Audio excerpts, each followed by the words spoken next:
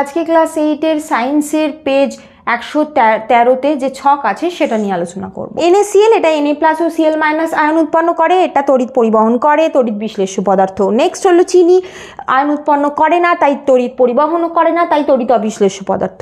Next হলো potassium hydroxide, এক্ষেত্রে উৎপন্ন যে আয়ন সেটা হলো K+ OH-, এটা তড়িৎ পরিবহন করে এবং তড়িৎ বিশ্লেষ্য পদার্থ। নেক্সট হলো অ্যালকোহল, এটা কোনো রকম তড়িৎ আয়নে বিয়োজিত হচ্ছে না, সেজন্য এটা তড়িৎ পরিবহন করে না, তড়িৎ অবিশ্লেষ্য পদার্থ। নেক্সট হলো অ্যামোনিয়াম সালফেট, এটা যে আয়ন উৎপন্ন করে সেগুলো হলো NH4+ এবং SO4(2)।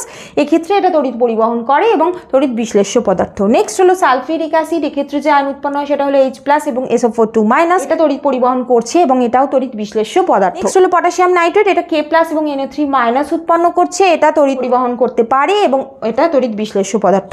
নেক্সট হলো কপার সালফেট, এটা Cu2+ এবং SO4(2), এই দুটো আয়ন উৎপন্ন করছে, এটাও তড়িৎ পরিবহন করতে পারে এবং তড়িৎ বিশ্লেষ্য পদার্থ। লাস্ট হলো গ্লুকোজ, এটা কোনো রকম আয়নে বিয়োজিত হচ্ছে না, এক্ষেত্রে তড়িৎ পরিবহন করতে পারছে না, তড়িৎ অবিশ্লেষ্য পদার্থ।